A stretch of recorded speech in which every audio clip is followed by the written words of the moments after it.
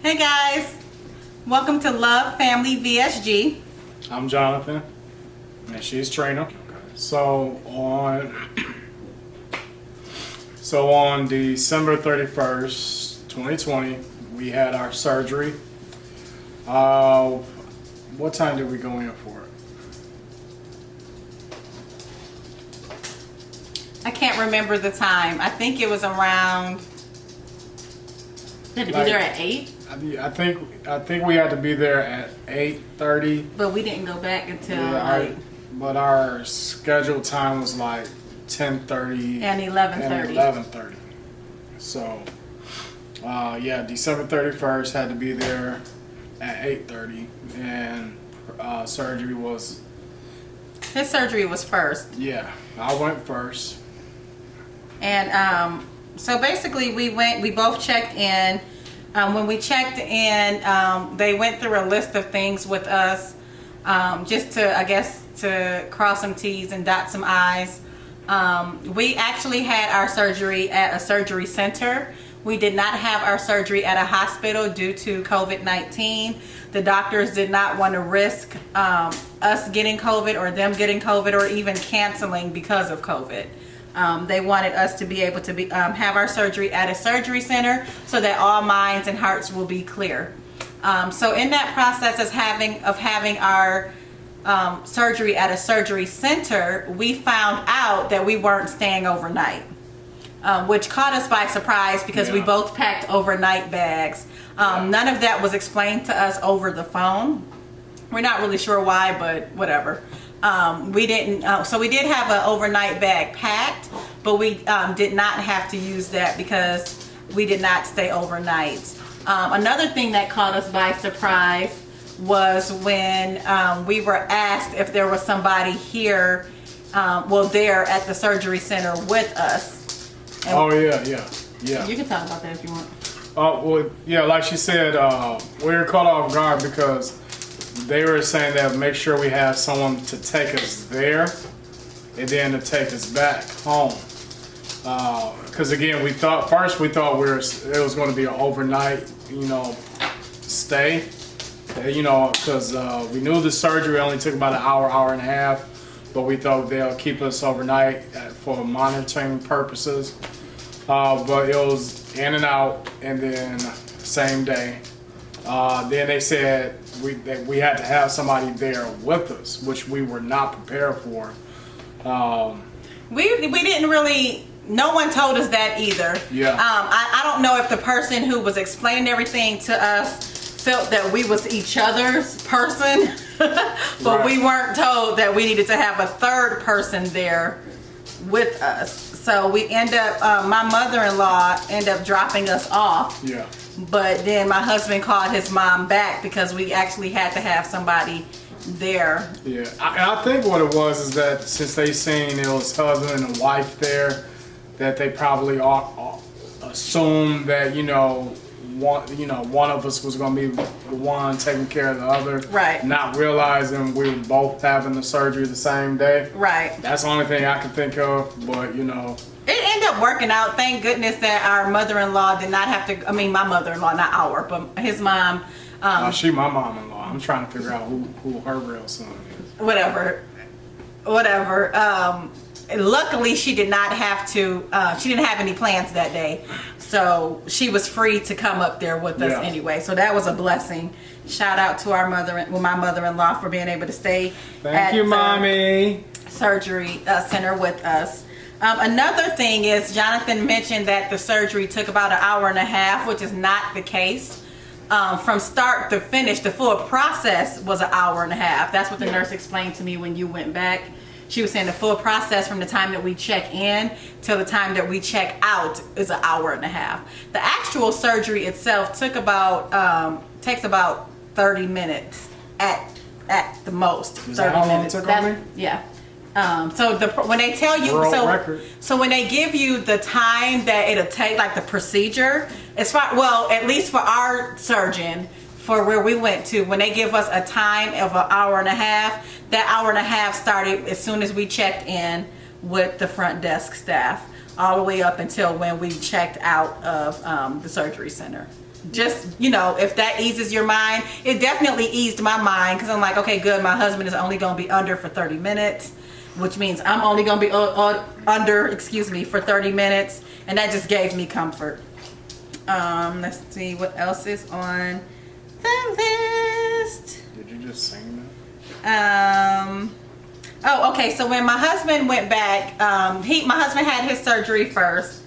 And the team was really cool. They weighed us, they chit-chatted with us, pretty much told us everything that was going on. What I absolutely loved about that process is when they were explaining to us what will happen when we go back, is that we found out another surprise, which was a good surprise, was that there was a second surgeon in the operation room that's from the clinic we went to. So they have a rule at the Nicholson Clinic that there's always 2 surgeons in the operating room, which to me is a huge blessing, because 4 eyes are better than 2.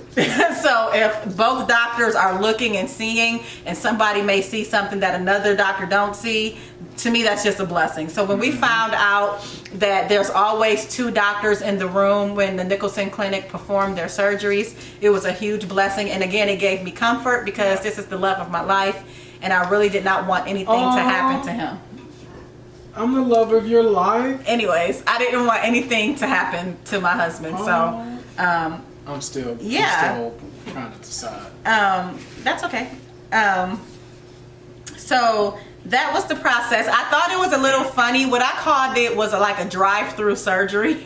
Yeah. That's how I felt. I thought the whole process, not drive-through as if they were rude or just rushing us out the line. It didn't feel like that at all. But I thought it was funny because everything to me seemed like it was in such good sync. Everybody just rotated from one person to another. Like when they took my husband back, you know, the surgeon came back and peeked in the room. It was like, your husband's knocked out already from all the anesthesia, is what he said. Man, okay, so this will be the second time in my life I've had anesthesia.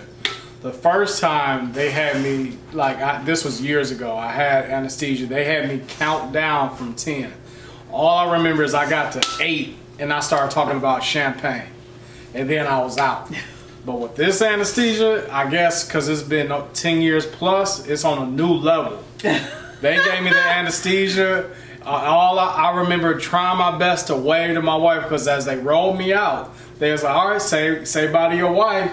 And all I can remember is like waving slow. And then it was just like, all I remember, lights out. A second later, lights on, I'm awake.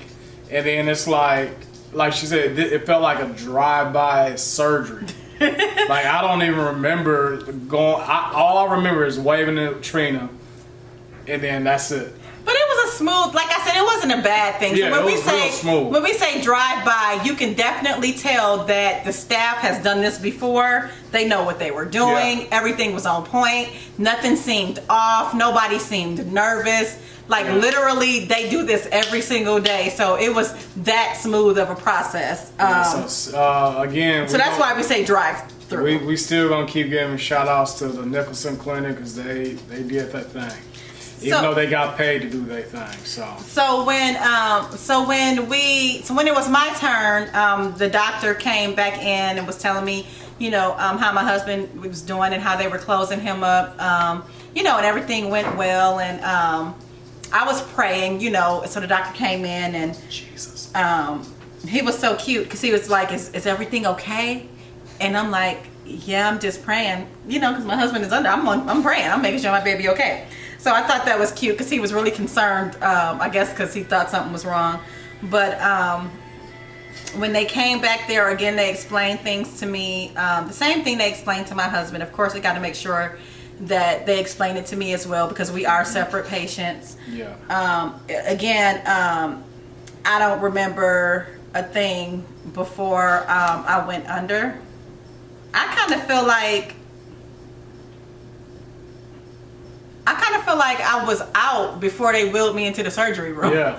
I don't even think I made it to the surgery room. Look, I told you, I barely made out the room, and I was out. That's how I feel. But it's so weird, because when I woke up, to me, the process seemed so fast. I didn't even think they did the surgery. Yeah. Like, they would wake me up and I was like, wait, did it not work? Like, I was so confused. I was like, did y'all do the surgery?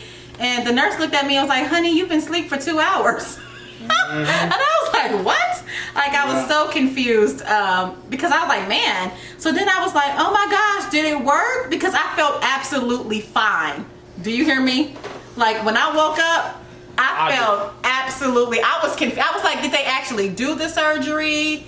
Like, I had to look down to see if there was any incisions on my stomach because there was absolutely no pain for me. I woke up completely different. He was the total opposite.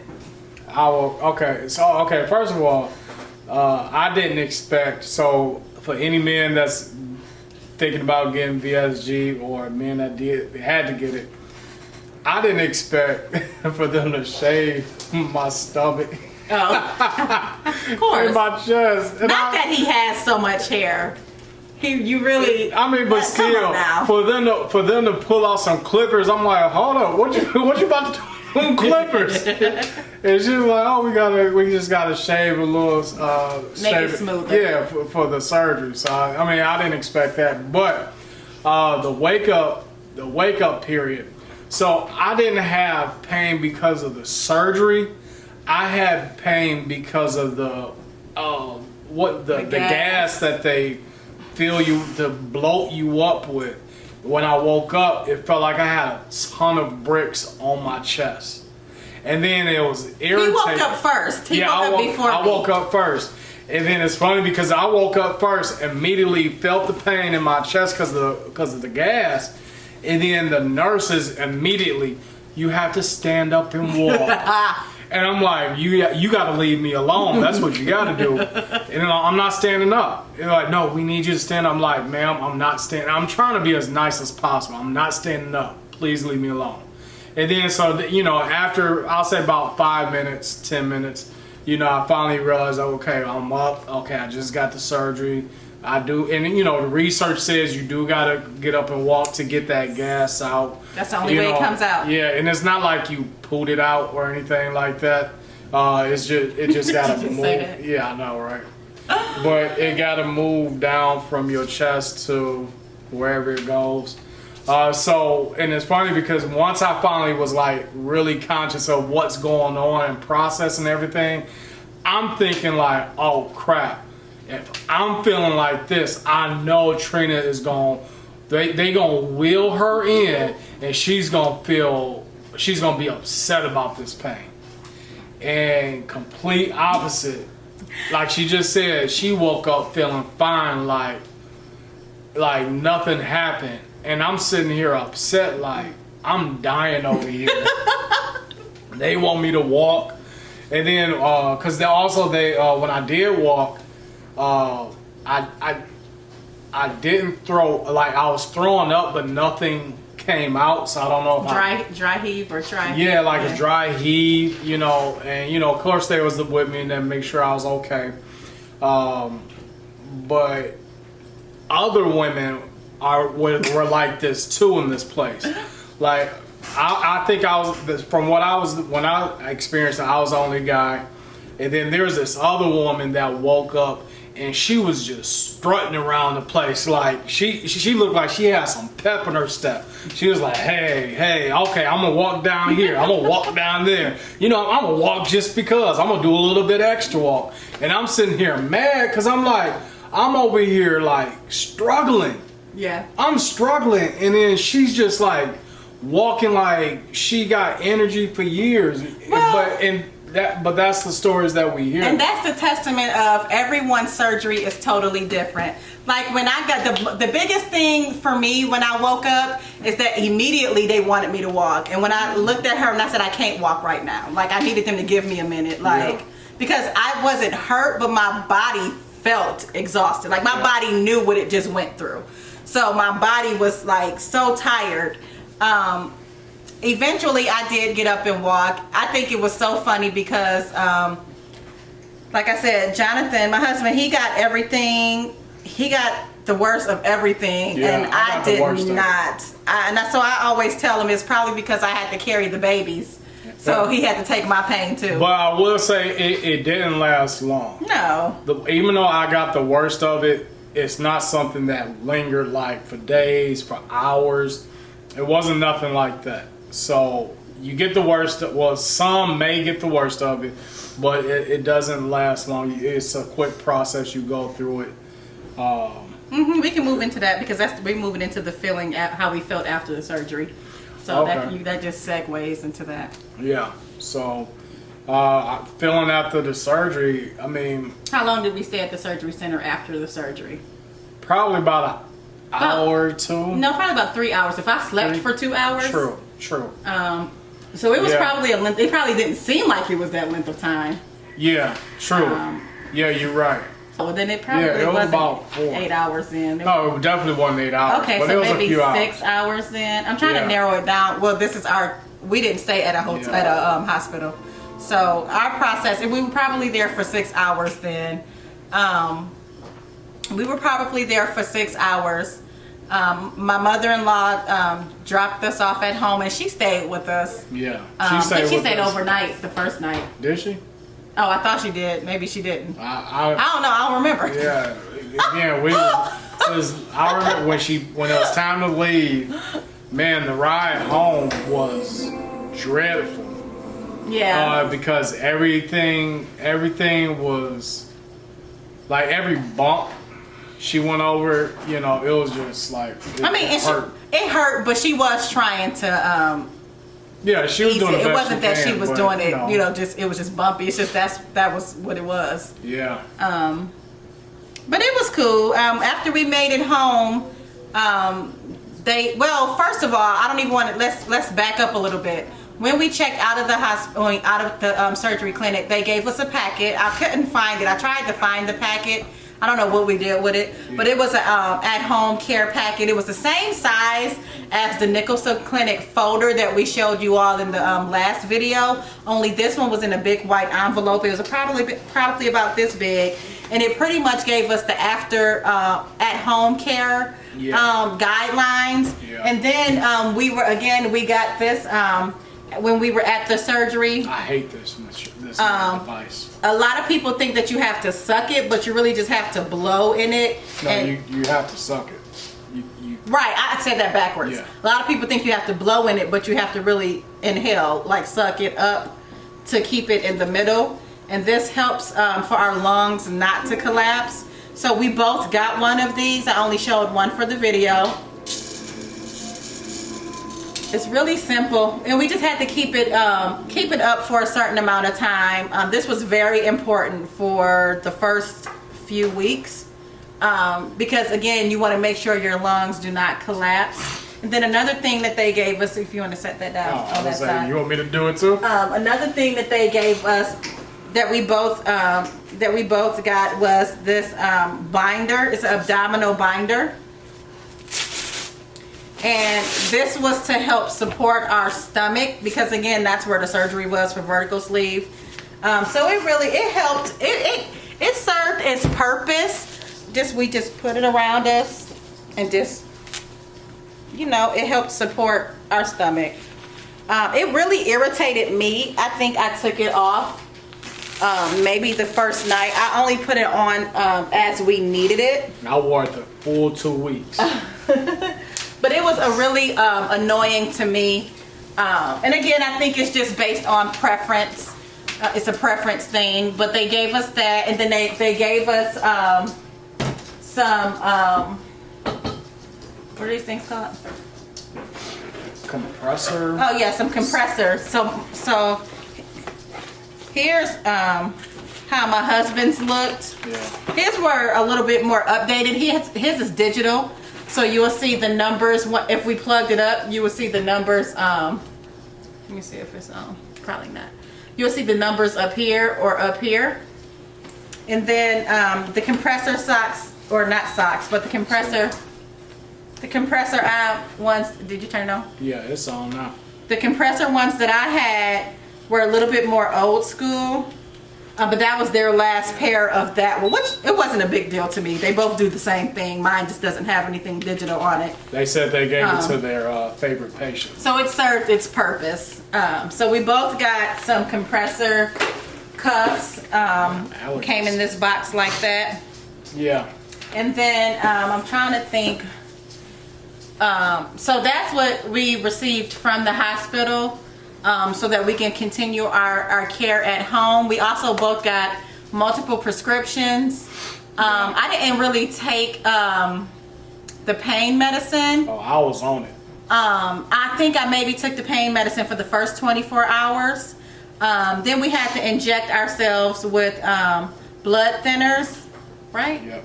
And then we had a couple of other pills that we needed to take. So we had to inject ourselves in our stomach with blood thinners for 10 days. Yeah. Which was very easy, more easy than I thought it would be. It was easy, but I don't really like needles, so. Yeah, I said just get. I mean, it didn't hurt. If you do it right, you honestly won't even feel it. I mean, of course, yeah, it felt like a typical needle going into your body. But still, if you don't like needles, then that may be torture to you. So you may want to see if there's an alternative. Yeah. We got medicine so that we wouldn't get have ulcers. True. And I'm trying to think of then we got the hydrocodone. And I'm trying to think of what else. I think that was pretty much it. Now when we came home, we had to drink maybe between 2 to 4 ounces of water every what? Was it every 20 minutes or something like Not that? every 20 minutes. That's how we do it now. It was about every 10 to 15 minutes. Yeah. To make sure that we received our ounces, that we got the right ounces in a day. That was difficult because so you can't eat nothing for 24 hours before the surgery. And then you can't drink nothing, I think like after midnight or something like that. Yeah, before the surgery. Yeah. So you wake up very, very thirsty. And very dry. Very dry. And it's like these 2 to 4 ounce cups are not cutting it at all. But at the same time, your stomach can't handle that much water, so it's like it was real difficult. Even coming home, because I know I made the mistake of drinking too much, and then that did come back up. Okay, so disclaimer: follow the directions that your facility and your doctor gives you, and we of course are following the directions that our facility and our doctor gave us. Yeah. Even though we weren't allowed to drink anything after midnight before the surgery, if you take any medication that you have not been told to stop taking, then your doctor will allow you to take 1 sip to get the pill down. And that was the case in my case. I still had to take some medication that I was on, and he did allow me to sip. He definitely supervised to make sure I didn't over drink. Like he watched me take a sip. And then he took the cup, and that was that. But again, like Jonathan was saying, it's very, very difficult to drink 2 to 4 ounces right after surgery. Yeah. One of the things we did purchase off of Amazon was these little mason jars, and I think this is 3 ounces. And I will just pour my drink in here and just sip off of it. I know a lot of people buy the cups with the measurements on it, and I did have a big water pitcher. It's in the cabinet, but I do have a big water pitcher with the measurements on it. But for me, I just felt comfortable drinking out of here because at least I would know, okay, if once I finish this, that was 3 ounces I got down in whatever time I got it down. I didn't experience anything coming back up. Like I said, Jonathan, I got the worst of it. Anything that could go wrong as far as, not medically wrong, but anything that could go. Like they say, oh, you might throw up. I threw up. You're gonna feel you may feel a lot of discomfort. I felt too much discomfort. Yeah. I couldn't I think when we came home the first night, I slept in one of the chairs. I did too. You slept in he slept upright in the living room, and then we have a chair in our bedroom, and I slept upright in the chair. Yeah. Now I also had my feet propped up. Yeah. Yeah, so I guess that was my discomfort. I guess if there was anything that was so bad about my surgery, it was because maybe for the first week I didn't feel comfortable laying down flat. Yeah. I needed to sit up and go to sleep. Yeah, I would say like to get rid of all the discomforts till you start really feeling normal again. It was about almost a full week later. Like the first, like coming out of surgery, well, for me, I felt like the worst of it. Got home, felt the worst of the experience coming home, and then it was like from there things start getting better day by day. Yep. And best thing I can say is try to observe what your body's telling you. Yes. So far as how things work with your body, Right. Because your body will tell you like what's too much. No, but go ahead. What's too much, or what to do, what not to do, and then of course what goes along with what the doctor says. Mm-hmm. But I knew like I couldn't even drink the 2 ounces. Yeah. So it was like, okay, then go to 1 ounce or something like that. Whatever may work for you. Or popsicles. Oh yeah, popsicles. You can definitely, because we had a whole thing of popsicles. You can, Yeah. if you feel like you physically can't drink for whatever reason because you're too full, you definitely do not want to get dehydrated because that is real. So you definitely want to at least either suck on some ice cubes or get some popsicles, but you have to still give your body liquid. Okay.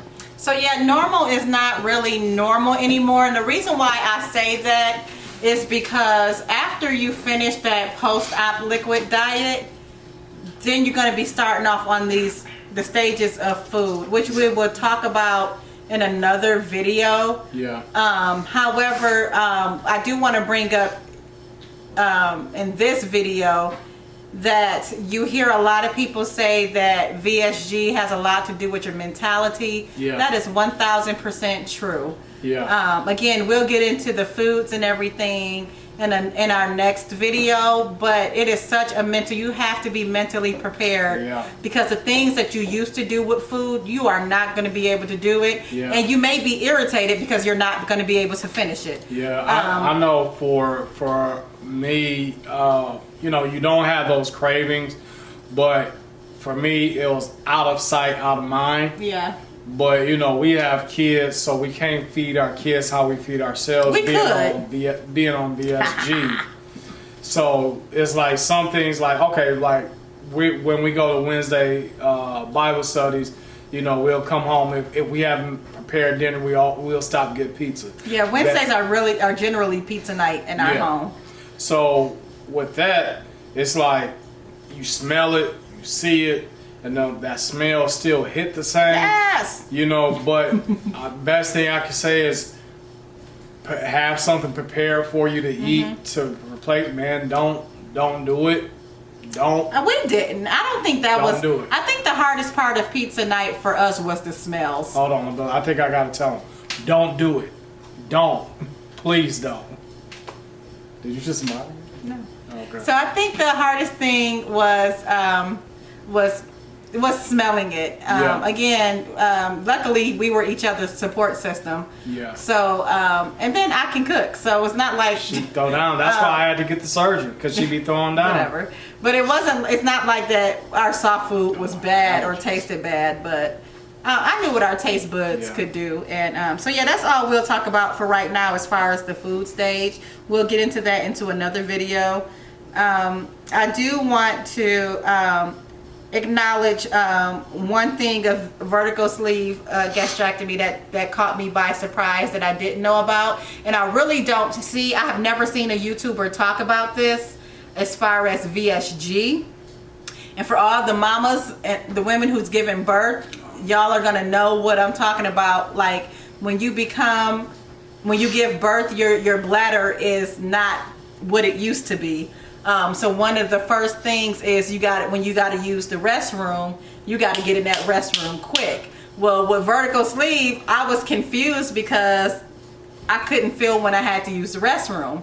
which was a huge change for me. A good change, but it was a huge change. But it also made me cautious that I had to set a timer on my phone. Hey, Trina, you know, you need to go to the restroom. Because you're drinking so much liquid, of course it has to come out, but my body wasn't feeling that it had to come out. I remember I went 24 hours without using the bathroom, and that freaked me out. Yeah. So that's one of the things I've never heard any VSG or vlogger talk about with vertical sleeve gastrectomy, and it may be because they didn't experience it. So maybe it was just my experience, but I had to set a timer not only to remind myself to drink water. Listen, my timer in my phone, I'm about to read it to you because it's so funny.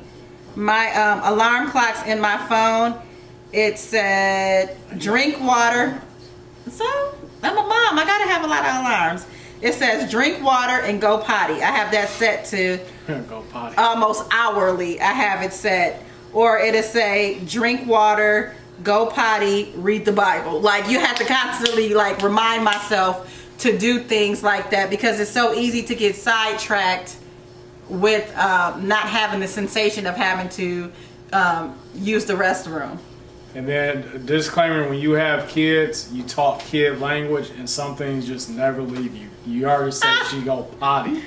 So some things just don't leave you when you have kids. Yeah, but I think for the most part, everything went smooth for us. Like I said, I mean, every side effect that happened because it was a normal side effect. Yeah, read what it says that could happen, because I know. One thing it didn't say in there that we experienced or I experienced is that being lightheaded. Okay, I didn't experience that, but you did. You experienced that quite a few times. Again, I'm the one that if it could have happened, it did, and it was the worst of it.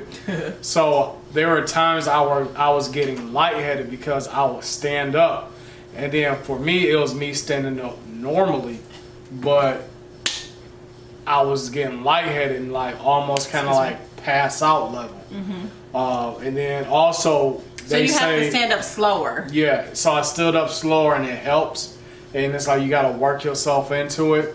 But even like when they say you can't lift anything heavy or anything over 10 pounds, don't do it.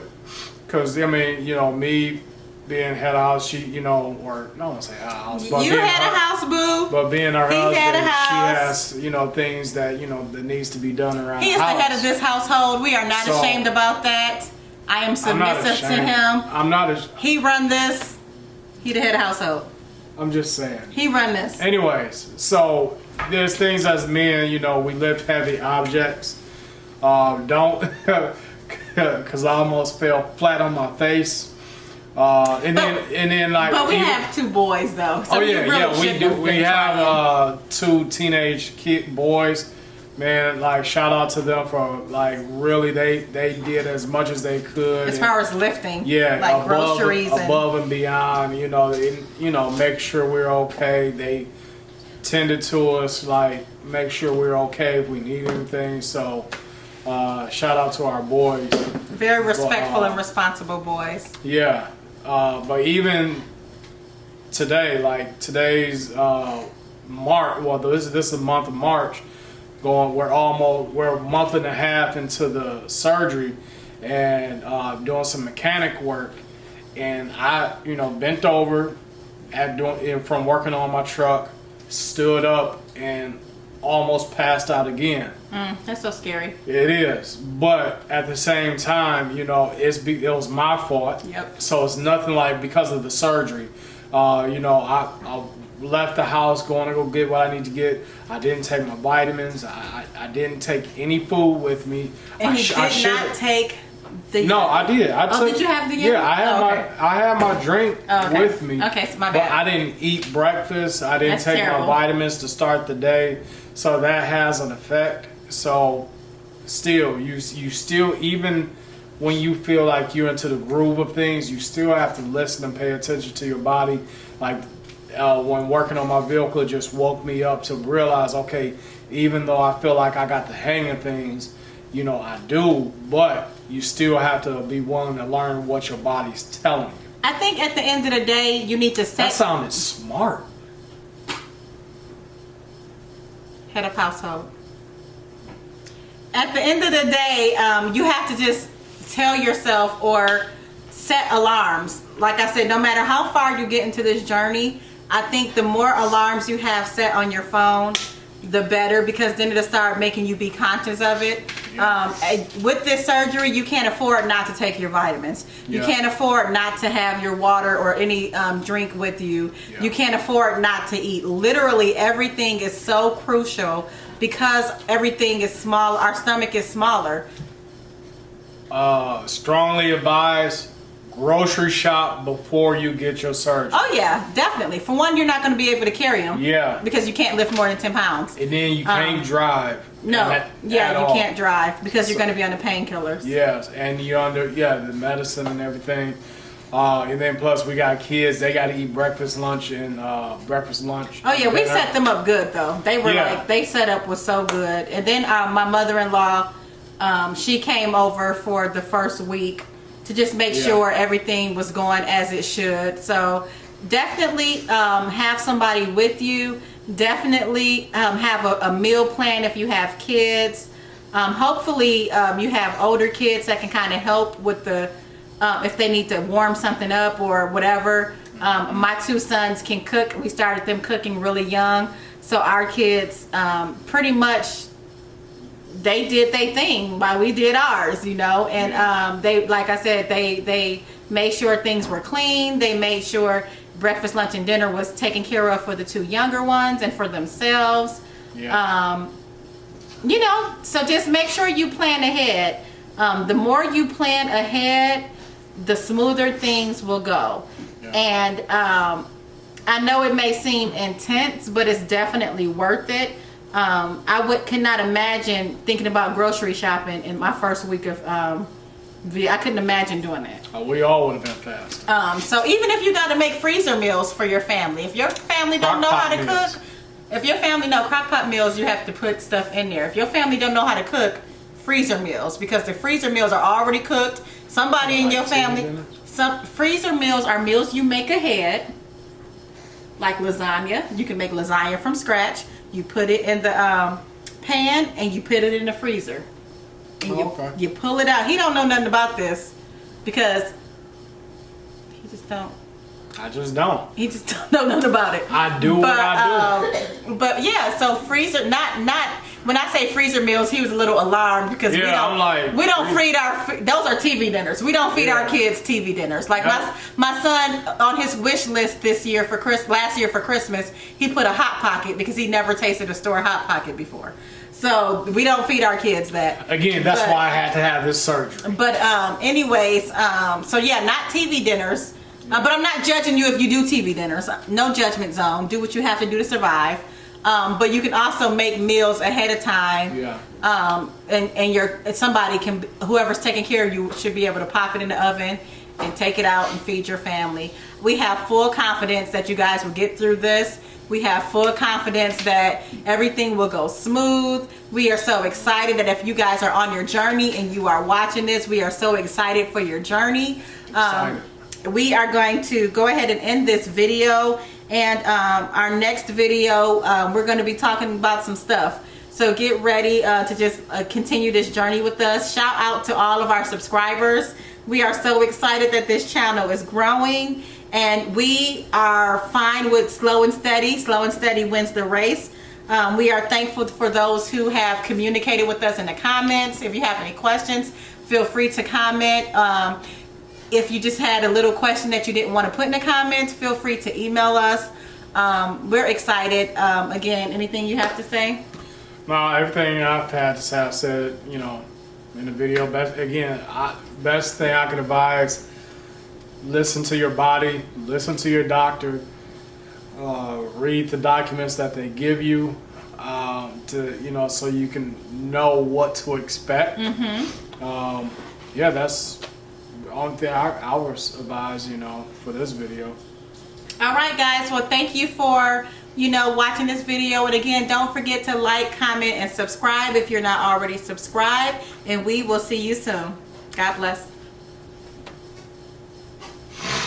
Bam! That's what he did last video. It's time for pickles.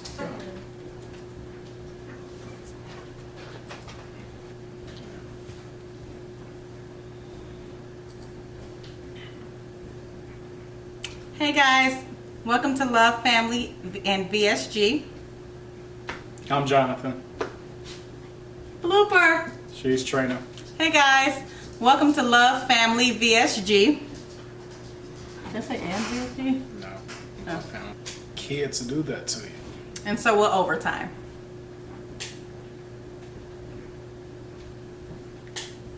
Haters are gonna hate. So we're looking down because we have my phone here and it has some notes that we wanted to talk about our surgery date. Because I like to explain that. Bloopers! I would say we was probably there, what?